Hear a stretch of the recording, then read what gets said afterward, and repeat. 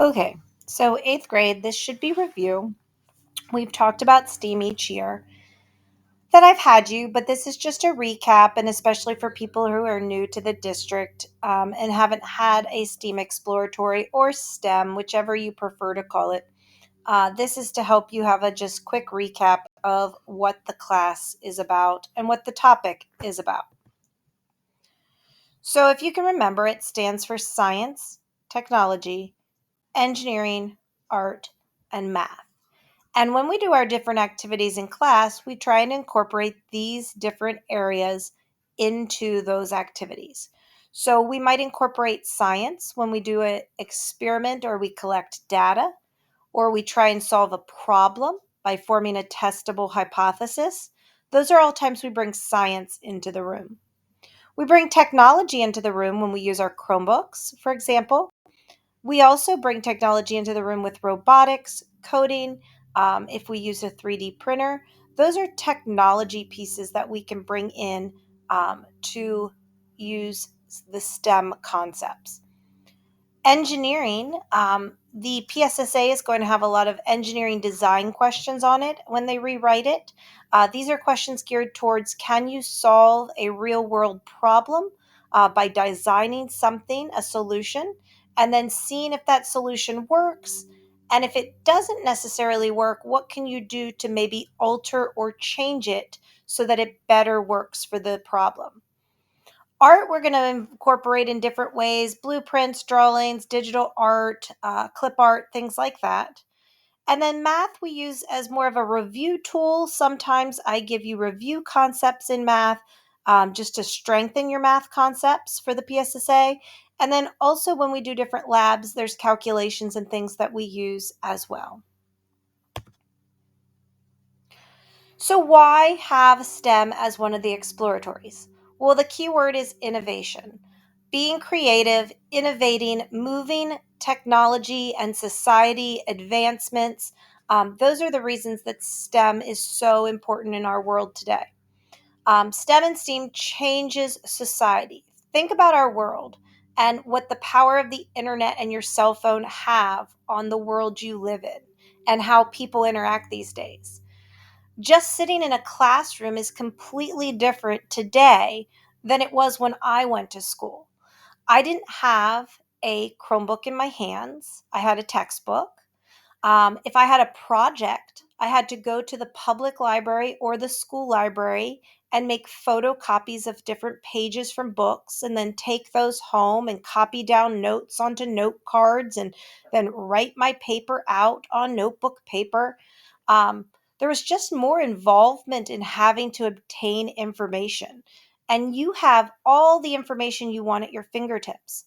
When I did vocabulary and spelling words for class, I had to go to the dictionary and look up each word by hand and thumb through that dictionary and then copy down the definitions.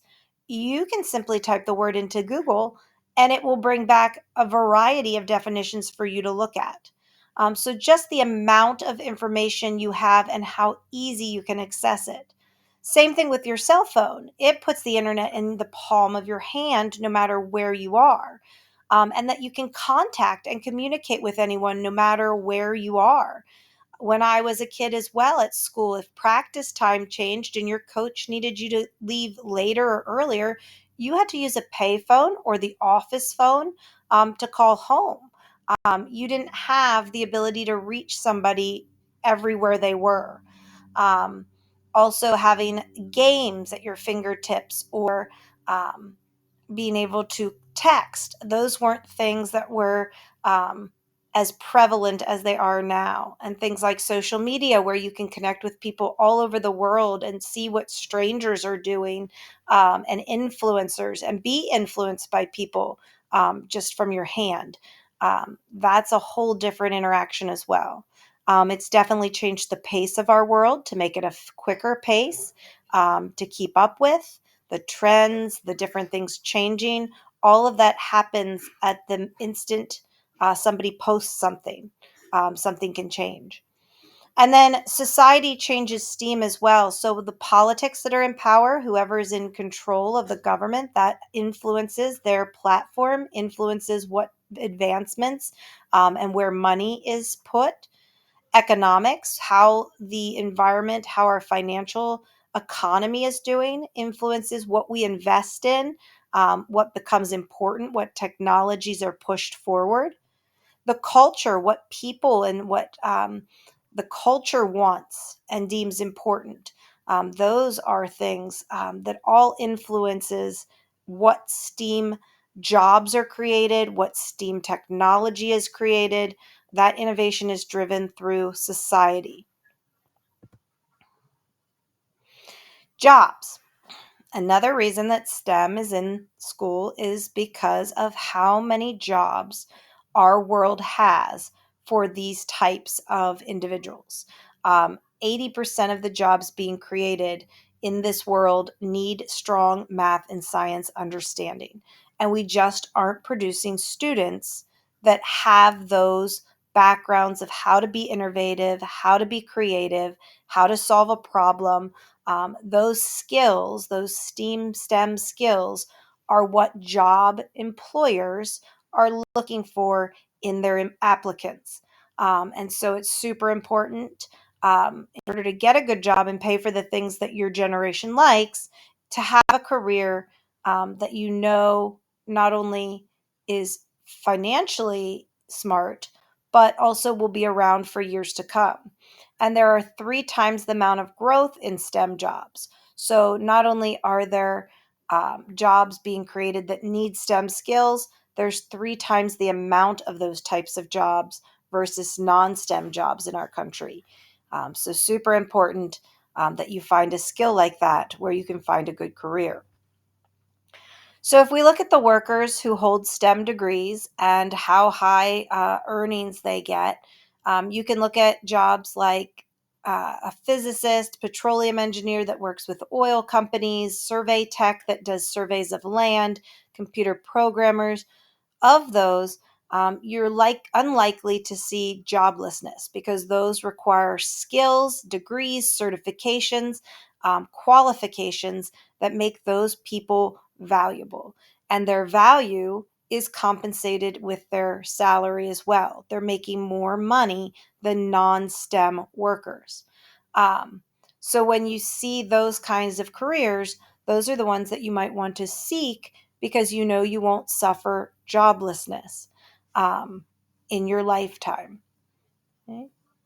They also, as you can see, demand 26% higher wages than non-STEM workers. So you're also going to be making more money in these careers. So what does STEAM encourage? Why is it that people want employees with STEM or STEAM skills? STEM increases your ability to explore, to solve problems, to think critically, evaluate a problem, and see the different approaches you could take. It improves your creativity. So it's asking you to think outside of the box when you go to solve those problems. Like, what is a new solution that you could come up with to solve an existing problem? Like, what could you do differently to solve that problem in a new way? Communication. So you're able to communicate your ideas. In the jobs today, it's very important that not only can you come up with an idea, but can you express those ideas to others and share those ideas? And then collaboration, brainstorming together to reach a common goal. Can you work as a team to create a uh, innovative solution to a problem? So it pushes for collaboration. Ultimately, STEAM makes you ask why and how. It asks you to think about how are things created? Why are things created? Can we do things differently? How could we make this work better? Are there constraints and criteria that we can change to rework and make a better solution? Why? How do we see STEAM in our life? So you might not think about it every day. You might just think it's an exploratory at Sam's. But you're using something that a STEM person created when you use your cell phone, smartphones, MP3 players, computer device was made by a computer engineer. Any high tech manufacturing. So any device that you have, an iPad or a gaming device, those all required STEM input. Your video games have computer engineering involved, hardware and software in them.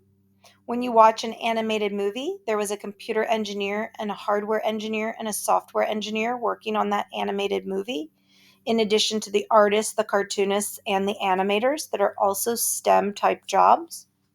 Your car that you get into requires mechanical engineering, high tech manufacturing, mining engineering, petroleum engineering. Those are just some of the STEM parts of a car.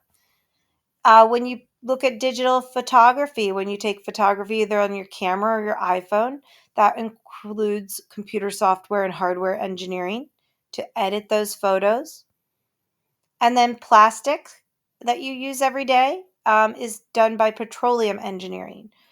So those are just some ways that the things you use in your everyday life also are outcomes of STEM professions and STEM careers. And just finally, STEM salaries, when we talk about that they make more than other careers, engineers can make between 52,000 and 83,000 a year.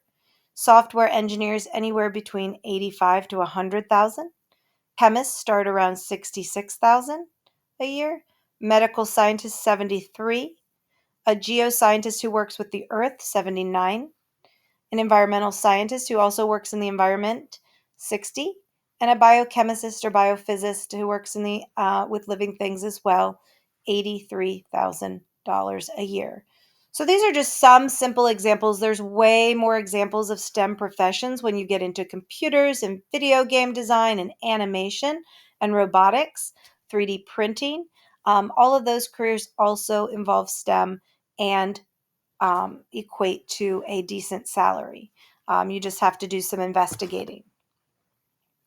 You also want to make sure when you pick a career that you're picking one that robotics or AI would not take the place of. Some careers will be in the future taken over by artificial intelligence. So if you pick a good STEM career where you're creating those technologies, chances are that you won't be replaced. So that's another thing to think about. Okay. And after you have finished the Ed puzzle, we are going to work on origami, possibly, or working on bridge design.